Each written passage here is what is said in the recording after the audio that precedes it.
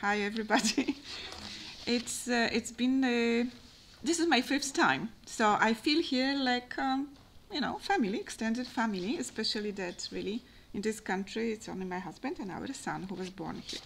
So that is an extended family. And the events here are always great and issues are wonderful. So I'll just go to the poem. It's page 32 in case you want to follow it yourself. Turning Pagans into Christians. And I'll give a short introduction regarding the epigraph. The epigraph reads, as noted by the chronicler Titmar, in 966, Princess Dubravka came from Bohemia to bring Christianity to Poland by marrying Prince Mesko. So we are now in Central Europe, today's Poland, except the year is 966.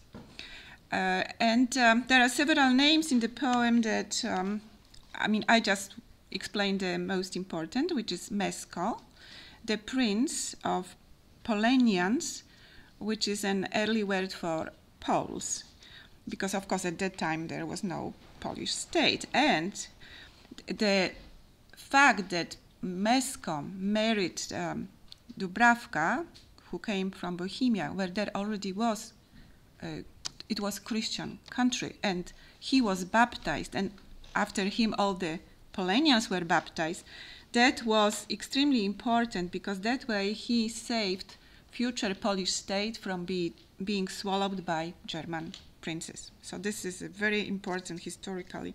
And here I'm sitting now in a history class and I'm imagining how it happened. Turning pagans into Christians.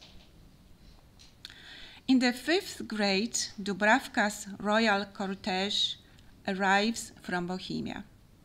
A cross on her chest shines. She smiles at Mesko, her betrothed prince. Finally they meet, an arrangement ironed out by the back and forth of politicians through the primeval forests. I make it a warm day when Prince Mesko is baptized. Waves of Polanians follow. Light flashes on water, crosses, swords. I follow them to the grove, not holy anymore. Crushed acorns spill from millennial oaks.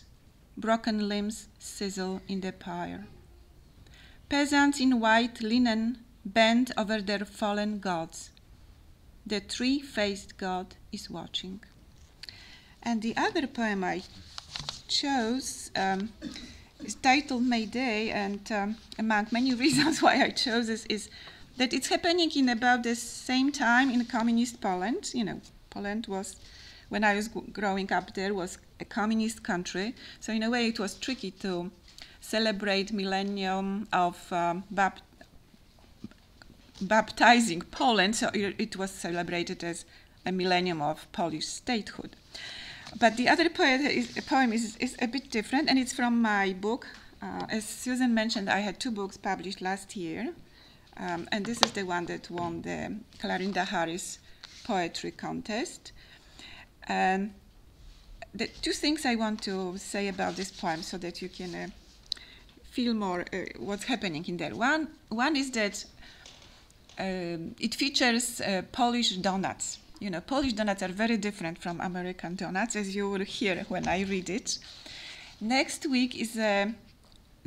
Thursday is so-called Fat Thursday. In Poland, it's celebrated by eating lots of donuts. I mean, like lots of donuts.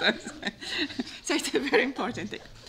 And the other thing I wanted to say is May Day was, in communist Poland, celebrated by parades. Everybody had to go take part. You know, schools were herded there, offices. We all had to do it. And the least you could do, you would stand and cheer the officials who were on the stand. So, May Day, Warsaw, 1965.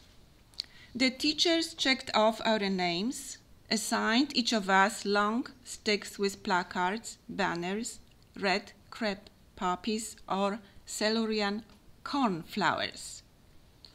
1 hour into practicing the waving and chanting, my friend and I snuck our banner over to a latecomer.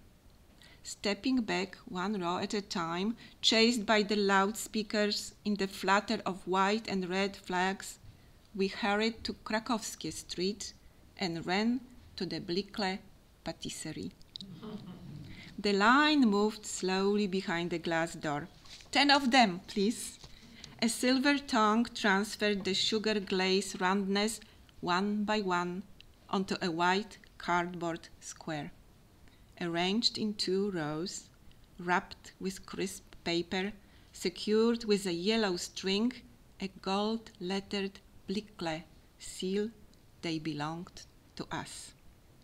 Freed of all money, we walked for 1 hour to our neighborhood park, where on a bench we set them between us. Unstrung, unwrapped, specks of orange peel glistening in the glaze, scent of rose marmalade in their hearts. We bit in 1 by 1.